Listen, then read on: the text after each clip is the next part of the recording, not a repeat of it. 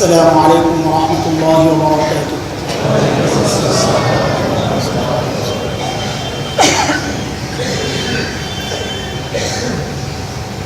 الحمد لله نحمده ونستعينه ونستغفره ونؤمن به ونتوكل عليه ونعوذ بالله من شرور أنفسنا ومن سيئات أعمالنا. من يهده الله فلا مضل له ومن يضلله فلا هادي له. وأشهد أن لا إله إلا الله وحده لا شريك له. وأشهد أن سيدنا وسندنا وحبيبنا ومولانا محمدا عبده ورسوله. اللهم صل على محمد وعلى آل محمد كما صليت على إبراهيم وعلى آل إبراهيم إنك حميد مجيد. اللهم بارك على محمد وعلى آل محمد كما باركت على إبراهيم وعلى آل إبراهيم إنك حميد مجيد. أما بعد فأعوذ بالله من الشيطان الرجيم. بسم الله الرحمن الرحيم. إن الذين ينادونك من وراء الحجرات أكثرهم لا يعقلون. ولو أنهم صبروا حتى تخرج إليهم لكان خيرا لهم والله غفور رحيم. آمنت بالله صدق الله العلي العظيم. محترم حاضرين, সূরা আল হুজুরাতের দুইটা আয়াত 4-5 নম্বর আয়াত তিলাওয়াত করলাম। সূরা আল হুজুরাত সামাজিক জীবনের কিছু আহকাম, মুআমালাত, মুআশারাত সম্পর্কে অত্যন্ত চমৎকার কিছু দিক নির্দেশনা এই সূরাতে আল্লাহ তাআলা দিয়েছেন। আমাদের প্রত্যেকের উচিত সূরা আল হুজুরাত এর তাফসীর দেখা, এগুলোর উপর আমল করার নিয়ত। যে আয়াত ওখানে তিলাওয়াত করেছি, এই আয়াত দুটো এরকম গুরুত্বপূর্ণ একটি বিষয় আমাদের সামাজিক জীবনে চলাচলের জন্যে, শান্তির সমাজের জন্যে এগুলো অত্যন্ত জরুরি কিছু বিষয় এবং এগুলো দ্বীনের বিষয়। শরীয়ত নির্দিষ্ট কিছু আমলের নাম না, আমরা বারবার বলি।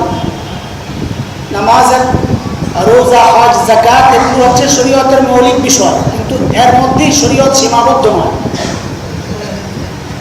পুরা জীবনটা আমি কিভাবে চলবো, সব কিছুর ব্যাপারেই কোরআন এবং হাদিস সুন্নাহর দিক নির্দেশনা আছে। আল্লাহর হুকুম, আল্লাহ রাসূলের হুকুম মানা জীবনের প্রতিটি ক্ষেত্রে, এটাই হচ্ছে শরীয়ত। যে আয়াতে কারিমা তিলাওয়াত করলাম, যে দুখানা আয়াত, এই আয়াতগুলোর মধ্যে আল্লাহ সুবহানাহু ওয়া তাআলা সাক্ষাৎ প্রার্থী যিনি হবেন তার কিছু বিধান বয়ান করেছেন। এই আয়াত থেকে ফুকাহায়ে কেরাম কিছু মাসআলা বের করেছেন। দুরূদ পাঠানোর মাসআলা, ফোনে কথা বলার মাসআলা, কারো বাড়িতে গেলে কিভাবে তাকে নক করতে হবে সেই মাসআলা। আয়াতের মোটামুটি যে অর্থ সেটা হচ্ছে ইন্নাল্লাযীনা ইউনাদুনাকা মিন ওয়ারাইল হুজুরাত, যারা হে নবী আপনাকে যারা পেছন থেকে ডাকে, ঘরের বাইরে থেকে, তাদের অধিকাংশই অবুঝ, বুঝে না। যদি তারা অসময়ে এরকম ডাকাডাকি না করে বাইরে কিছুক্ষণ অপেক্ষা করত, আপনি বের হওয়ার আগ পর্যন্ত, এটাই তাদের জন্য উত্তম ছিল। তারপরেও যেহেতু তারা না জানে কিছু ভুল করে ফেলেছে, আর আল্লাহ তাআলা এই সমস্ত ইচ্ছাকৃত গুনাহ, কবিরা গুনাহ যেগুলো, এগুলো তওবা ছাড়া মাফ হয়। অনিচ্ছায় যদি কোনো ভুল হয়ে যায়, রব্বুল আলামিন গফফার, তিনি গফুর রহিম, দয়ালু, তিনি সেই সমস্ত গুনাহগুলো মাফ করে দেবেন যেগুলো অনিচ্ছাকৃত। এই হচ্ছে আয়াতের মোটামুটি অর্থ। শান নুজুল সম্পর্কে মুফাসসিরিন কিরাম যেটা বলেছেন যে বনু তামিমের এক গ্রুপ, এক দল রাসূল করিম সাল্লাল্লাহু আলাইহি ওয়াসাল্লামের সাথে দেখা করতে আসে। এসে তারা রাসূলের ঘর থেকে বাহির হওয়ার অপেক্ষা না করে, এটা বোঝার বিষয় যে রাসূল করিম সাল্লাল্লাহু আলাইহি ওয়াসাল্লাম অন্তত নামাজের সময় তো বের হবে, তো এই নামাজ পর্যন্ত একটু অপেক্ষা করি, এটা তারা করেন নাই। এটা মেজবানের জন্য, মেহমানের জন্য, মেজবানের জন্য যেমন মেহমানের কিছু হক আছে, যে মেহমান ঘরে আসলে, গেস্ট ঘরে আসলে তাকে কিভাবে আপ্যায়ন করা, সম্মান করা, একরাম করা। মেজবানের উপর যেমন কিছু দায়িত্ব আছে, হোস্টের উপর যেমন কিছু দায়িত্ব আছে, ঠিক মেহমানেরও কিছু দায়িত্ব আছে যে আমার আগমনের সময়টা মেজবানের জন্য কষ্টের কারণ হয় কিনা, আমার আশাটাই মেজবানের জন্য কষ্টের কারণ হয় কিনা, এটা বুঝার শরীয়ত। এমনকি করেনি বলেই তো বনি তামিমের বিরুদ্ধে এই আয়াত নাযিল হয়েছে। তারা এসে ডাকাডাকি শুরু করেছে, ইয়া মুহাম্মদ উখরুজ ইলাইনা। জাহেল মানুষ, জাহেলরা যেভাবে ডাকে, তারাও রাসূল করিম সাল্লাল্লাহু আলাইহি ওয়াসাল্লাম সেভাবে ডাকছে, ইয়া মুহাম্মদ উখরুজ ইলাইনা, বের হন আপনি, কথা আছে। আল্লাহ তাআলা আয়াত নাযিল করেছেন এইভাবে ডাকা আদবের খিলাফ।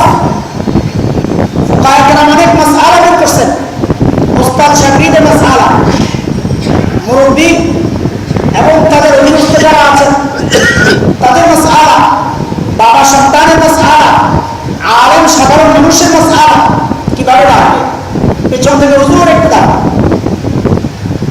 রাস্তার মধ্যে দাঁড়ায় মাসআলা জিজ্ঞেস করতেছেন।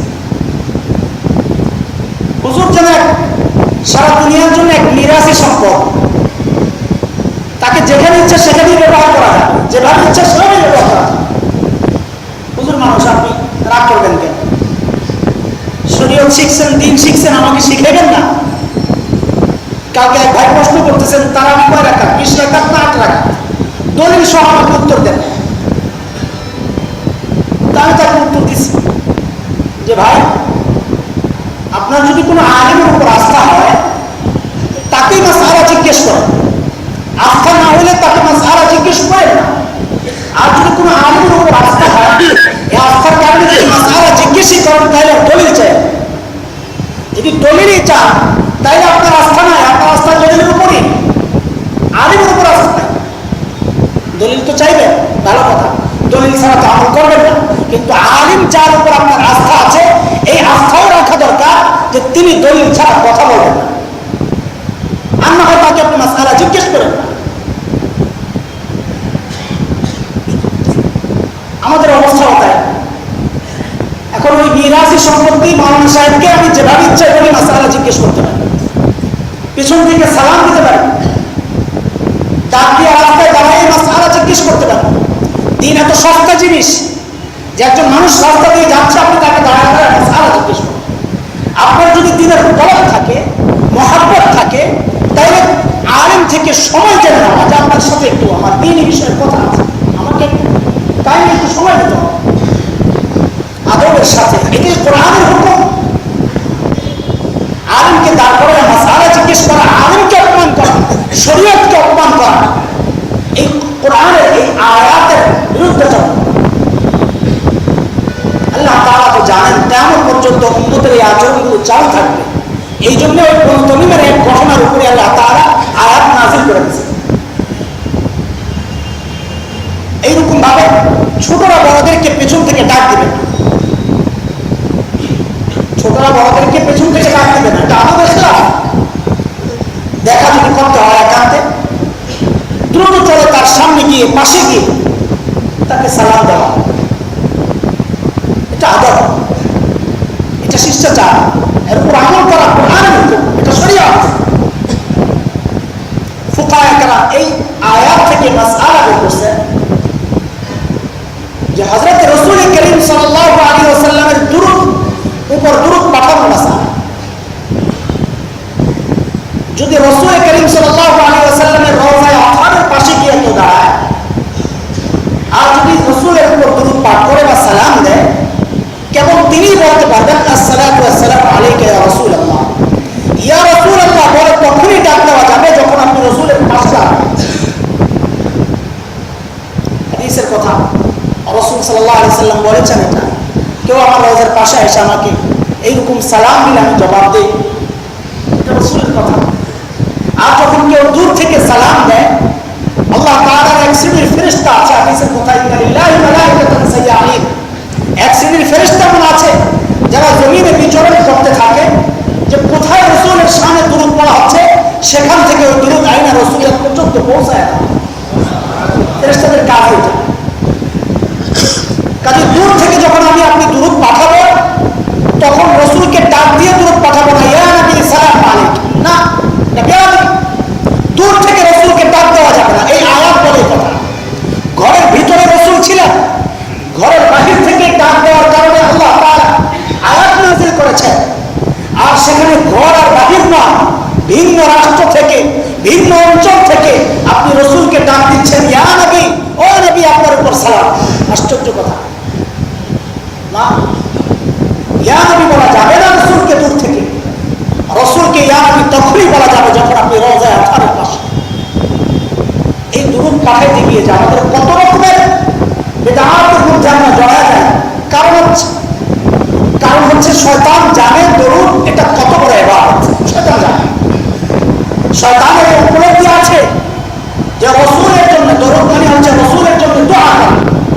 শয়তানের উপলব্ধি আছে যে উম্মত যখন তার নবীর জন্য দোয়া করে তখন আল্লাহ তাআলা ওই উম্মতের উপর, ওই বান্দার উপর রহমত নাযিল করতে থাকে। শয়তানের জানা আছে উম্মত যখন রাসূলের জন্য দোয়া করতে থাকে ফেরেশতারা ওই উম্মতের জন্য মাগফিরাতের দোয়া করতে থাকে। শয়তান এত বড় ইবাদতটাকে নষ্ট তো করতে পারবে না। শয়তান যদি আয়েশা মুসলমানকে বলে তুমি দুরূদ পড়ো না, দুরূদ গুনার কাজ, ওই মুসলমান তো শুনবে না, কারণ মুসলমান নামাজ না পড়ুক রাসূলকে মহব্বত করে, মুসলমান ইবাদত না করুক রাসূলকে মহব্বত করে। আজ দিনের মধ্যে মুসলমানিত্ব নাই, ঈমান নাই, শুধু নামটা মুসলমান। দুনিয়ায় মুনাফিকের কিছু উদাহরণ কি থাকবে না? যার নাম মুসলমান হবে, যার নাম আব্দুল্লাহ ইবনে উবাই হবে, কিন্তু তার ভেতরটা, তার ভেতরের অংশটা আবু জাহেলের চেয়ে কঠিন, আবু জাহেলের চেয়ে তার শাস্তি বেশি হবে। ইন্নাল মুনাফিকিনা ফি দারকিল আসফাল, মুনাফিকের শাস্তি আবু জাহেলের নিচে, আবু জাহেলের চেয়ে কঠিন শাস্তি। দুনিয়ায় এরকম কিছু মুনাফিকের উদাহরণ কি তো এখন পর্যন্ত থাকবে না? অবশ্যই থাকবে। নাম তো থাকবে লতিফ টাইপের কিছু একটা, কিন্তু ভেতরটা আবু জাহেলের চেয়ে আরো খারাপ, এরকম কিছু উদাহরণ কেমন পর্যন্ত থাকবে। ও ভাই, মুনাফিক যদি কেউ না হয়, ঈমানের বিন্দু মাত্র নূর যদি কারো কলবে থাকে, সে জীবনে এক ওয়াক্ত নামাজ পড়ে না, কিন্তু তার নবীর বিরুদ্ধে, তার রাসূলের ব্যাপারে কেউ যদি কোনো কথা বলে সে সহ্য করে না, বলতা এটা ঈমানের আলামত। তো উম্মতকে যদি শয়তান এসে বলে তোমার নবীর জন্য তুমি দুরূদ পড়বা না, উম্মত তো মানবে না, আর রাসূলের জন্য দুরূদ পড়বা না, মাথা কাটবে। তো শয়তান, আমি আগেও বলেছি, শয়তান কোনোদিন এক পদ্ধতি অবলম্বনের পেছনে লেগে থাকে না, কোনোদিন না। এই রিস্ক সে কখনোই নেয় না, কোনোদিন আপনার সামনে পদ্ধতি একটা অ্যাপ্লাই করবে না। আদম আলাইহিস সালাম পর্যন্ত, তার সামনে পর্যন্ত পদ্ধতি একটা অ্যাপ্লাই করেনি। সে আয়েশা কি বলছে আদম আলাইহিস সালাম, লা তাকরাবা হাযিহিস শাজারা, এই গাছের নিচে যাবেন না, আল্লাহ তাআলা হুকুম করেছেন। আল্লাহ তাআলা হুকুম করেছেন আপনারা এই গাছের কাছেও যায় না। শয়তান এসে কি বলে, মা নাহাকুমা রাব্বুকুমা আন হাদিহিস শাজারা, আরে আল্লাহ তাআলা আপনাদের কি নিষেধ করেছেন এই নির্দিষ্ট গাছের কাছে না যেতে, এই জাতীয় আরো অন্যান্য গাছ যেগুলো আছে সেখানে যাইতে নিষেধ করে না। ডাইরেক্ট মানা করে নাই যে আপনি গাছের কাছে যায় না, ঘুরে আসছে যে না এই গাছ নিষেধ করছে, এই জাতীয় আরেকটা গাছ আছে সেখানে যান। দেখছে কাজ হয় না, পরেরটা আবার আরেকটা ট্রাই করতেছে কি, ইল্লা আন তাকুনা মালাকাইন, আরে আপনারা এই গাছের কাছে গেলে ফেরেশতা হয়ে যাবেন, আল্লাহ তাআলা এটা চায় না। দেখে কাজ হয় না, আবার বলে আও তাকুনা মিনাল খালিদিন, এই গাছের কাছে গেলে জান্নাতে স্থায়ীভাবে বসবাসের ব্যবস্থা হয়ে যাবে। ধোঁকা ধোঁকা। আল্লাহ তাআলা আদম এবং হাওয়া আলাইহিস সালামকে সৃষ্টি করেছেন দুনিয়ায় পাঠাবেন, ইন্নী জাইলুন ফিল আরদি খলিফা, আল্লাহ বানিয়েছেন দুনিয়ায় পাঠাবেন, সেখানে আদম এবং হাওয়া আলাইহিস সালাম জান্নাতে স্থায়ীভাবে কেন থাকবেন? শয়তানের ধোঁকা। আও তাকুনা মিনাল খালিদিন, যখন দেখছে তাও কাজ হয় না, তারপর লাস্ট মার্চ ওয়াকাসামাহুমা ইন্নী লাকুমা লামিনান নাসিহিন, কসম খেয়েছে যে আমি আপনাদের হিতাকাঙ্ক্ষী হয়েই তো কথাগুলো বলতেছি। একটার পর একটা শয়তান কখনো নির্দিষ্ট কোনো পদ্ধতির উপর এক নাগারে মেহনত করবে না। যখন একটা দেখে যে কাজ হচ্ছে না, ভিন্ন আরেকটা পথ অবলম্বন করবে, কাজ হচ্ছে না আরেকটা পথ অবলম্বন। ঠিক এই ক্ষেত্রেও তাই, শয়তান যখন দেখলো আমাকে দূর থেকে বিরত রাখতে পারবে না, শয়তান বলে এত বড় ইবাদতটা এটা এমনি তুমি করে ফেলবা, আমি এর মধ্যে শয়তানে ঢুকায় দেবো। কি শয়তানে ঢুকায় দেবো? যে তুমি দরুদ পড়বা, ঠিক রসুলের সামনে দরুদ পড়বা, এক ধরনের দরুদ কেন পড়বা? তুমি নিজেও কিছু বানায় নাও, মহব্বতের টাকা তুমি নিজেও কিছু বানায় নাও। কি বানাইবা? ইয়া নবী সালামু আলাইকা, ইয়া রাসূল সালামু আলাইকা, আরো কত কিছু। ঠিক আছে, বানায় খান তো হয় না, যে বানায় বেয়াদবি একটা করাইছে প্রথমে, আমাকে শুধু বেয়াদব পর্যন্ত রাখে না, তারপর বলছে যে তুমি রসুলের সামনে দরুদ পড়বা, বসে বসে পড়বা, এটা কেমন কথা? দাঁড়ায় বাস দাঁড় করাই দিয়েছে। কেন? রসুলের সম্মানে দরুদ পড়তে হবে। তো রসুলের সম্মানে যখন দরুদ পড়বা, তার সম্মানে তুমি বসে বসে পড়বা, এটা কেমন কথা? অথচ ওই জাহেল কোনোদিন এই চিন্তা করে না যে রসুলের সামনে যখন দরুদ পড়তেই হয় তখন যদি দাঁড়াইতেই হয়, তো নামাজের মধ্যে আমি যখন আত্তাহিয়াতের পরে দরুদ পড়ি তখন কেন বসে থাকি? ওই চিন্তা তার আসে নাই। তার ভিতরে আসছে রসুলের সামনে আমাকে দাঁড়ায় যেতে হবে। সাধারণত প্রচলিত মিলাদগুলোর মধ্যে, দোয়ার মাহফিলগুলোর মধ্যে যখন আমি আল্লাহুম্মা সাল্লি আলা মুহাম্মাদ ওয়া আলা আলি মুহাম্মাদ এই জাতীয় দরুদগুলো পড়ি, তখন আমি দাঁড়াই না। আমরা দেখেছি তখন আমরা দাঁড়াই না। দাঁড়াই কখন? যখন আমরা ইয়া নবী সালামু আলাইকা বলি, তখন দাঁড়াই। বিষয়টা কি ভাই? বিষয়টা কি এমন যে আল্লাহ রাসূল যে দরুদ নির্ধারণ করেছেন সেটা এত কমজোর, এই দরুদ যখন আমি পড়ি রসুল আসার মতো অবস্থা তৈরি হয়। আর আমার মনের মতো আমার নিজের বানানো দরুদ আমি যখন পড়ি ইয়া নবী সালামু আলাইকা, তখন আর রসুল মদিনার রওজায় শুয়ে থাকতে পারেন না, আমার কাছে চলে আসেন। বিষয়টা যা, যদি তাই না হয় তো কেন করি এটা? কেন করি? এক, শয়তান বসে থাকে নাই। শয়তান বলে এবার বিশ্বাসের মধ্যে আমার পরিবর্তন আনার চেষ্টা চলছে। কি চেষ্টা? যে রসুল তুমি দরুদ পড়ার সাথে সাথে রসুল চলে আসেন। রসুল চলে আসেন, কেন দাঁড়াবে? রসুল চলে আসেন, তোমাকে দাঁড়াইতে হবে রসুলের সম্মানে। রসুল চলে আসেন এই বিশ্বাস, এটা হাজির নাজিরের বিশ্বাস যে রসুল যেখানে ইচ্ছা সেখানেই যেতে পারেন। এটা একমাত্র আল্লাহ সুবহানাহু ওয়া তাআলার গুণ, সিফাত। এই সিফাত কোনদিন আমি নবীর জন্য সাব্যস্ত করতে পারি না। এটা ইহুদি নাসারাদের আমল। তারা নবীদের জন্য আল্লাহর যে সিফাত সে সিফাত সাব্যস্ত করেছে। নবীকে আল্লাহর অংশ বানিয়েছে। মুসলমান নবীকে আল্লাহর সন্তান বলবে না, শয়তান জানে। মুসলমান নবীকে আল্লাহর সন্তান বলবে না, তৃতীয়বাদ বিশ্বাস করাইতে পারবে না মুসলমানকে। কিন্তু শয়তান বসে থাকে না। শয়তান বলে রসুল তো তোমার আল্লাহর নূরের একটা অংশ, কাজে যখন ইচ্ছা তখনই রসুল চলে আসতে পারে, তুমি দাঁড়ায় কোন দিকে আক্রমণ করেছে, বাস দাঁড়ায় গেলাম। আমাদের কিছু প্রশ্ন থেকেই যায় যে রসুল যদি মদিনা থেকে দরুদ পড়লে চলে আসেন, তো রসুল যে বললেন দরুদ পড়লে ফেরেশতারা নিয়ে আসে, আল্লাহ তাআলার ফেরেশতাদের বিশাল এক অংশ তো বেকার হয়ে গেল। কাজটা কি? আল্লাহ এই ফেরেশতাদেরকে তৈরি করছেন রাসূলের দুরূহগুলোকে সারা দুনিয়া থেকে সংগ্রহ করে রাসূলের কাছে হাদিয়া পৌঁছায় দেওয়া। তো রাসূল যদি চলে আসেন আমি দুরূহ পড়লে, আমার এই হাদিয়া পৌঁছানোর যে দায়িত্বে ফেরেশতা, তারা তো বেকার হয়ে গেল। অথচ আমরা দোয়ার মধ্যে বলি রব্বানা মা খালাকতা হাদা বাতিলা সুবহানাকা ফাকিনা আযাবান নার। ইয়া আল্লাহ, আপনি কোন সৃষ্টি অনর্থক সৃষ্টি করেন নাই, কোনো কিছুই অনর্থক সৃষ্টি করেন নাই। অনর্থক কাজ থেকে আপনি পবিত্র, সুবহানাক, আপনি পবিত্র। অথচ এখানে এই ফেরেশতাগুলোকে আল্লাহ তাআলা অনর্থক সৃষ্টি করলেন। নাউযুবিল্লাহ।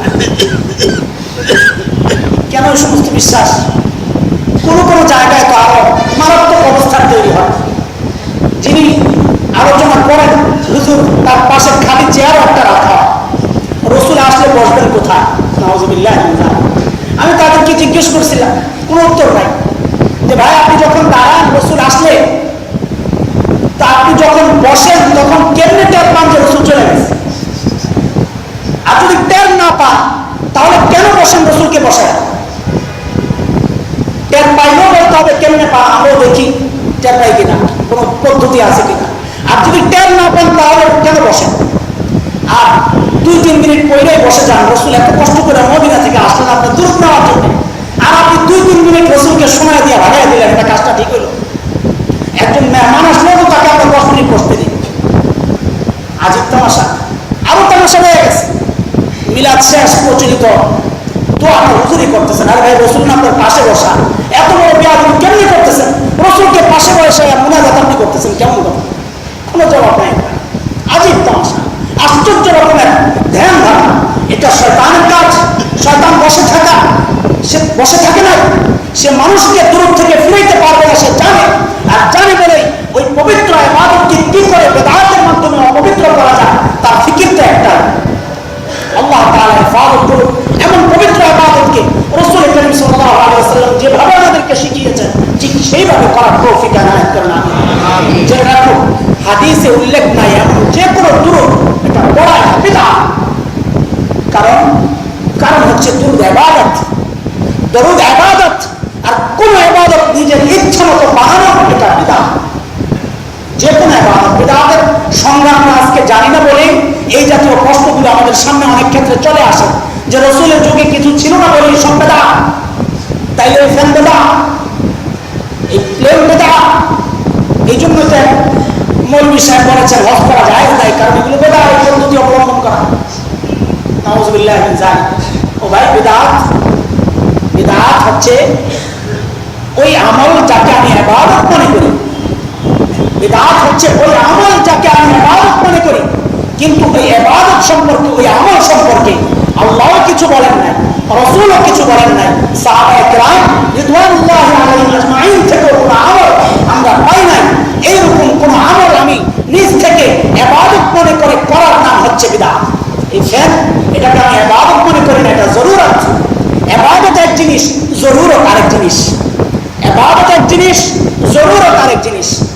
দিনের অনেক আমল আমরা বিভিন্ন সিস্টেমে করি। মাদ্রাসার সিস্টেম আছে, প্রশ্ন আসে এই সিস্টেম রাসূলের যুগে ছিল? ও ভাই, ছিল না। এই সিস্টেমকে যদি কেউ ইবাদত মনে করে, আমিও বলবো বিদআত। এই সিস্টেম হচ্ছে জরুরত। বিভিন্ন আমলের পদ্ধতি, এটা জরুরত। এটাকে আমি ইবাদত মনে করি না, মূল কাজটা ইবাদত। তালিম ইবাদত। তালিমের যে কোনো সিস্টেম যদি আমি করে নিই, ওই ইবাদতের সুবিধার্থে করতে পারি। গোলায় রাখেন আল্লাহ তাআলা সূরা মুলক যে আয়াত থেকে এই প্রসঙ্গটা আল্লাহ ফুকাহায়ে কেরাম এই আয়াত থেকে মাসআলা বের করেছেন, যে যেহেতু রাসূলের ঘরের বাইরে থেকে ডাক দেওয়ার কারণে আল্লাহ তাআলা ধমক দিয়েছেন, ইন্নাল্লাযীনা ইয়াজুলুনাকা মিন ওয়ারাইল হুজুরাতি আকসারুহুম লা ইয়াকিলুন। তারা নির্বোধ, অধিকাংশই নির্বোধ। আর এই নির্বোধ হওয়ার কারণে রাসূলের ঘরের বাইরে থেকে ডাক দেয়। ফুকাহায়ে কেরাম এই একটা মাসআলা তো বের করেছেন। আরো একটা মাসআলা বের করেছেন, সাক্ষাৎ প্রার্থীর আদব শিখেছেন। সাক্ষাৎ প্রার্থী যারা সাক্ষাতে যাবেন কারো ঘরে, তাদের জন্য আদব এই আয়াত। আমরা সাধারণত কলিং বেল টিপ দিই। ওই কলিং বেল 3 বারের বেশি টিপ দেওয়া জায়েজ নাই। আপনার যদি এই বিশ্বাস থাকে যে ভিতরে মানুষ আছে, আমাদের যখন এই উপলব্ধি থাকে যে ঘরের ভিতরে মানুষ আছে, তখন যতক্ষণ পর্যন্ত বেল আমি টিপতেই থাকি। ঘরে মানুষ আছে, তিনি হয়তো শুনছেন না, টিপতেই থাকে। আরে ভাই, তার অধিকার আছে আপনাকে ফেরত দেওয়া। সূরা নূরের মধ্যে রব্বুল আলামিন এই হুকুম বলে দিয়েছেন, ইয়া আইয়ুহাল্লাযীনা আমানু লা তাদখুলু বুয়ুতান গায়রা বুয়ুতিকুম হাত্তা তাস্তানিসু ওয়া তুসাল্লিমু আলা আহলিহা। দুইটা পদ্ধতি। এক হচ্ছে দরজায় নক করা 3 বার। যদি নক করার পর সে না আসে, বুঝতে হবে সে আমাকে গ্রহণ করতে রাজি না, আমি চলে যাব। আরেক পদ্ধতি হচ্ছে সালাম দাও, আসসালামু আলাইকুম ওয়া রাহমাতুল্লাহি ওয়া বারাকাতুহু। যদি সালামের উত্তর ঘরের ভেতর থেকে না আসে, বুঝতে হবে তিনি আমাকে আসতে অনুমতি দিচ্ছেন না, দরজা খোলা থাকে। আমরা অনেক সময় রুমের মধ্যে বসা থাকি, বাইরে থেকে ভেতরে ঢুকে মাথা ঢুকায় জিজ্ঞেস করে আসবো কিনা। আরে ভাই, আপনি তো চলে আসছেন, কেন জিজ্ঞেস করেন? চলে আসার পর জিজ্ঞেস করার অর্থটা কি? না, মাথা যখন ঢুকাই দিবেন তার আর অনুমতির প্রয়োজন নাই, শেষ।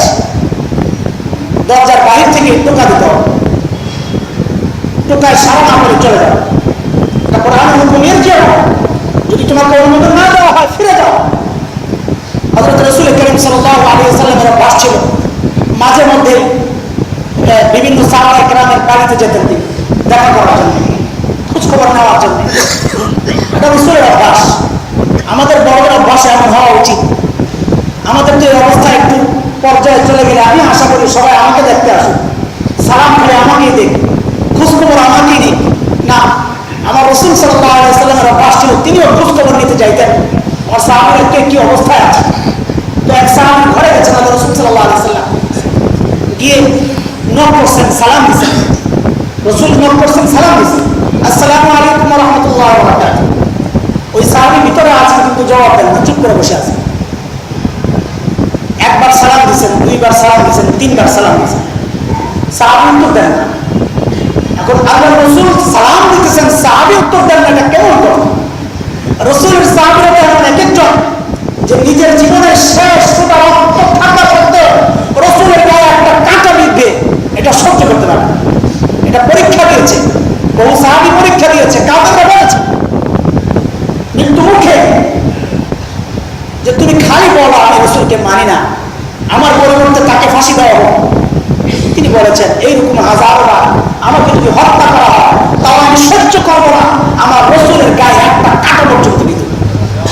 যেই সাহাবীরা রাসূলকে এত মহব্বত করছেন, সেই সাহাবী তার ঘরের দরজায় এসে সালাম দিতেছেন, তিনি উত্তর নিতেছেন না, ব্যাপারটা কি? আর সাহাবী চিন্তা করতেছেন ভিন্ন কিছু, যে রাসূল সালাম দিয়েছেন আসসালামু আলাইকুম ওয়া রাহমাতুল্লাহ, আমি যদি ওয়া আলাইকুম আসসালাম ওয়া রাহমাতুল্লাহ বলে ফেলি, তিনি তো মাসআলা জানেন যে রাসূল কমপক্ষে 3 বার বলবেন, আমি তো 3 বার রাসূলের দোয়া থেকে বঞ্চিত হইলাম। দেন আপনি সালাম 3 বার দেন, 3 বার আমি দোয়া পাইলাম, তারপর আপনি চলে যাওয়ার সময় আপনারা ধরুন কই যান? ওই সাহাবীর ভিতরে এই জিনিস ঘটতেছে যে আমি রাসূলের সালাম 3 বার নেব, তারপর জবাব দেব। আর রাসূল তো 3 বার সালাম দিয়ে চলে যাচ্ছেন, কি চিন্তা করেন? রাসূল চলে যাচ্ছেন, এটা রাসূলের আদর্শ আখলাক চরিত্র আমাদের শিখতে হবে। এটাই সুন্নাহ, চলে যাওয়া, দরজায় ধাক্কা না দেওয়া। আমরা উত্তর না পেলে আরো জোরে জোরে আঘাত করতে থাকি, যদি বুঝি ভিতরে লোক আছে। আমার টাকার পদ্ধতিটা আরো কঠিন হয়ে যায় না, এটা মুসলমানের কাজ না। রাসূল ফিরে যাচ্ছেন, সাহাবী দৌড়ে ঘর থেকে বের হয়ে রাসূলকে ধরছেন, ইয়া রাসূলুল্লাহ চলে যাচ্ছে। বলে, তুমি তো আমার সালামের জবাব দিচ্ছ না, আমি চলে যাবো। কেন যাবো? ইয়া রাসূলুল্লাহ, আমি তো আপনার ওই দোয়াটা বারবার পাওয়ার জন্য এরকম করতেছিলাম। রাসূল বলেন, না, তুমি দোয়া অন্যভাবেও আমার থেকে নিতে পারতা, আমাকে দাঁড় করে তুমি দোয়া নেওয়া এটা উচিত। মাঝে মধ্যে এই কাজও হয় আমাদের, এজন্য একটু আমার শরীরটা জায়গা দেয়, দোয়া আমার মাথাটা একটু দোয়া করে দেয়। আরে ভাই, আপনার মাথায় দোয়া করতে গেলে হুজুরের কষ্ট হতে পারে, রাস্তার মধ্যে মানুষ আসা যাওয়ার রাস্তা, পিছন থেকে আরেকজন বলতেছেন রাস্তা ছাড়েন, আপনার কারণে হুজুর ওই মানুষের কাছে বিরক্তের কারণ হলো, ওটার কোনো চিন্তা নাই, তোমার আপনার দোয়া করে দেন না, দোয়া নিবেন, হুজুরের জন্য কষ্ট না হওয়া এটাও খেয়াল করতে হবে। রাসূল করিম সাল্লাল্লাহু আলাইহি ওয়াসাল্লাম শিখাইছেন এটা। এই সাহাবীকে বলছেন, রাসূল তুমি দোয়া নিবা, ভালো কথা, এই পদ্ধতি যেটা তুমি করেছো এটা কোনো পদ্ধতি নয় দোয়া। রাসূল ফিরে আসছেন। আমরা হলে কি করতাম? যে এত এতবার নক করলাম, কলিং বিল টিপলাম, কানের মধ্যে তুলে দিয়ে থাকো নাকি ঘরের মধ্যে নিয়ে একটা কিছু বলতাম, রাসূল বলেন না। কারণ এই অধিকার নেই মেহমানের। মেজবান যদি আপনাকে গ্রহণ না করে আপনার অধিকার নাই। ফুকাহায়ে কেরাম এই হাদিসের আলোকে মাসআলা বের করছেন।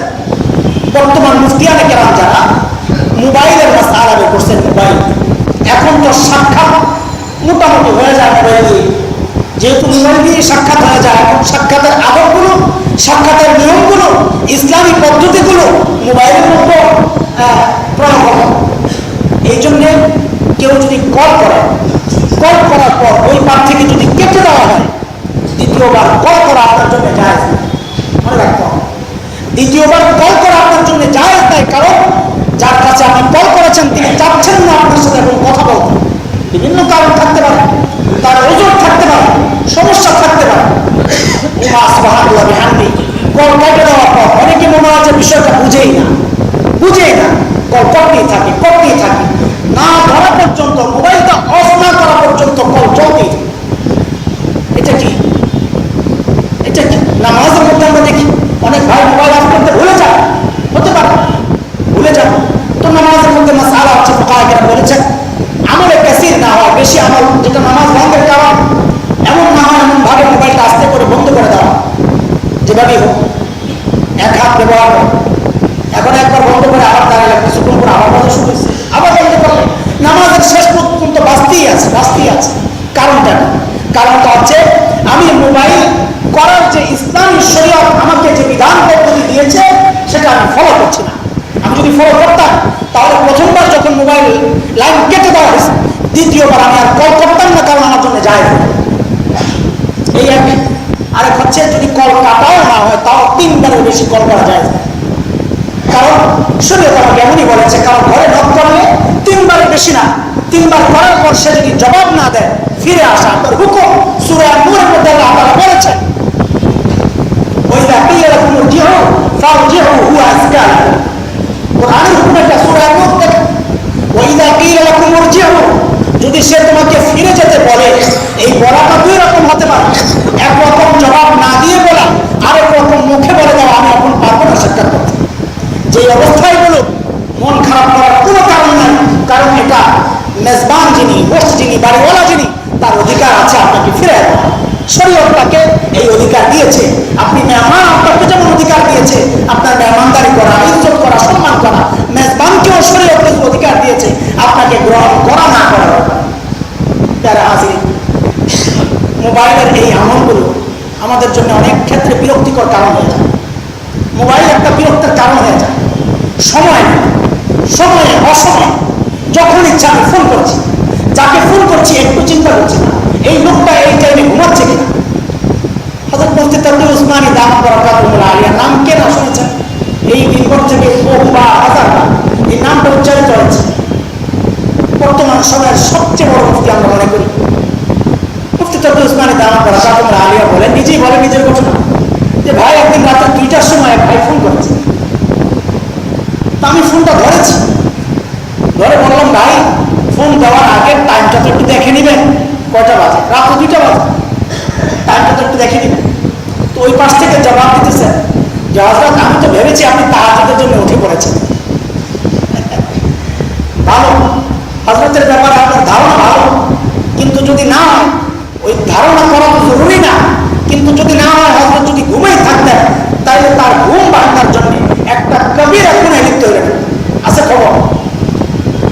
তাহাজ্জুদের জন্য রাসূল করিম সাল্লাল্লাহু আলাইহি ওয়াসাল্লাম যখন উঠতেন, আম্মা জান হযরত আয়েশা রাদিয়াল্লাহু তাআলার হাদিস, 3টা কথা বলেছেন আম্মা জান, যে রাসূল গায়ের চাদরটা সরাইতেন আমি টের পেতাম, রাসূল জুতা করতেন আমি টের পেতাম, ওই শেকল নামাইতেন দরজা আমি টের পেতাম।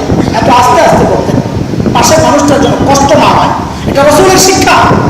অস্ত্রাহিনী বিল জান, সূরা আন-নিসার 36 নম্বর আয়াতে রব্বুল আলামিন অত্যন্ত তাকিদ দিয়েছেন, অস্ত্রাহিনী বিল জান, তোমার পাশের মানুষটা যেন তোমার যে কোনো আমলের কারণে বিন্দুমাত্র কষ্ট না পায়। পাশের মানুষ, এই পাশের মানুষ যিনি আপনার পাশে শুয়ে থাকেন তিনি হতে পারেন, এই পাশের মানুষ যিনি আপনার পাশে নামাজ পড়েন তিনি হতে পারেন। আপনি সাজদা দিচ্ছেন, হাতটা এমন ভাবে করছেন পাশের মানুষের গালে লাগতেছে, কোনো পরোয়া না। পাগড়ি বাঁধতেছেন নামাজের মধ্যে, কাতারের মধ্যে দাঁড়ায় দাঁড়ায় হাতকে এমন ভাবে ঘুরানি মারে সুবহানাল্লাহ, আশেপাশে 2-3 জনের মাথা ভাঙার অবস্থা।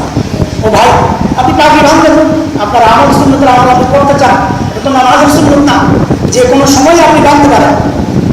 নামাজের সময় বাঁধতেছেন, বাঁধবেন, আমাদের তো বাধা নাই, কিন্তু পাশের মানুষটার জন্য কষ্ট না হয় এটা তো লক্ষ্য রাখবেন, এটা তো আপনার জন্য ফরজ।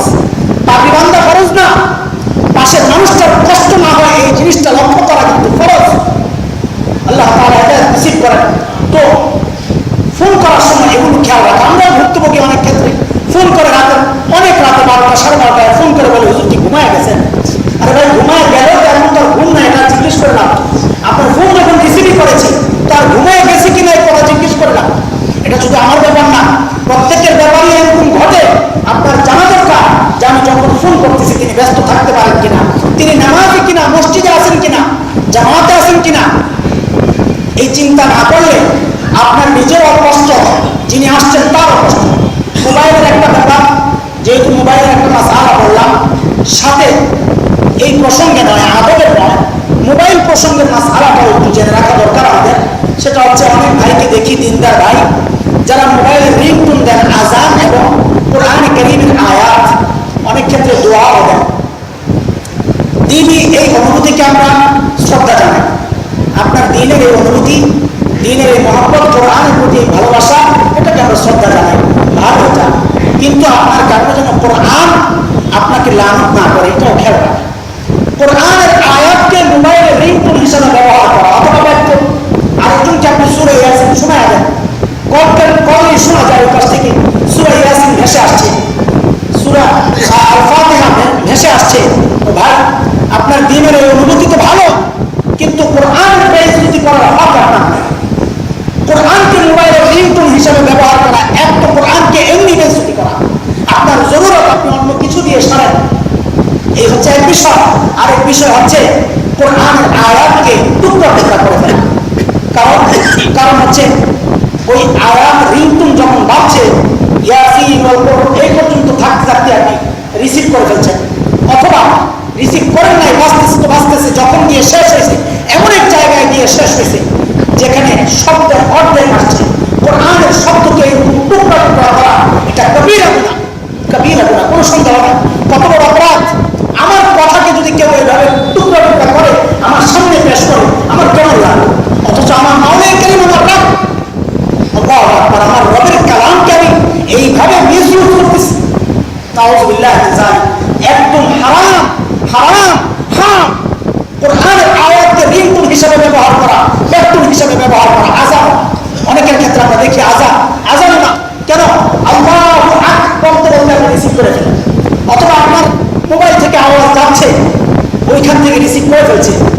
আল্লাহু আকবার বলার অধিকার আপনাকে কে দিচ্ছে? আপনি তো বলেন না, মোবাইল বলছে। ওই মোবাইল, তার তো জবান নাই, আপনার জবান সে প্রকাশ করতেছে, এটা আপনারই জবান। আল্লাহু আকবার এটা আপনি বলেছেন, মোবাইল বলে না। আল্লাহর কাছে তার কালামকে এইভাবে অপমান করার জবাব কিন্তু আপনাকে আমাকে দিতে হবে। নাউযুবিল্লাহ, এটা না করি ভাই, আল্লাহর রাস্তায় এটা না করি। রিংটোন আমরা আমাদের অন্য কিছু যা ইচ্ছা ব্যবহার করি, অনেকে গানটা ব্যবহার করে, এটাও আপত্তিকর, এটাও খুব লজ্জাস্পদ কথা। একজন মুসলমান হিসেবে যে কোনো মুহূর্তে তার সামনে গান বেজে উঠবে, এটা খুব খারাপ কথা। মসজিদে অনেক সময় আমরা দেখি গান বেজে ওঠে। মুসলমান, তোমার ভিতরে কি আছে? দিলের ভিতরে তুমি কাকে মহব্বত করো? আল্লাহকে মহব্বত করো না হিন্দি সিনেমাকে মহব্বত করো? তুমি তার পরিচয় মসজিদে আসা হওয়ার কি দরকার নাই? মসজিদে আসা তুমি একই পরিচয় দিচ্ছ, তুমি নামাজে আসছো, কিন্তু তোমার ভিতরে কি ঘুরতেছে তোমার মোবাইলের রিংটোন কিন্তু সেটা প্রকাশ করতেছে। তুমি কি ভালোবাসো? এমন নিজের এমন পরিচয়টা আল্লাহ এই দরবারে আসা না দিলেও তো আমরা পাই। আল্লাহ তাআলা সেই বুঝদান করেন আমাদেরকে। সূরা হুজরাতের উপর আমরা ইনশাআল্লাহ তাআলা আরো কিছু জরুরি আলাপ করবো ইনশাআল্লাহ তাআলা, কারণ প্রত্যেকটা হুকুম আমাদের জন্য সামাজিক জীবনে অত্যন্ত জরুরি, অত্যন্ত জরুরি, অত্যন্ত জরুরি, যেগুলো আমরা খেলা নষ্ট করে ফেলি, কোনো পরোয়া করি না, কোনো কদর করি না। আল্লাহ তাআলা তার দ্বীনকে, তার শরীয়তকে জীবনের প্রতিটি ক্ষেত্রে মানা তৌফিক আনায়াত করেন। আমিন।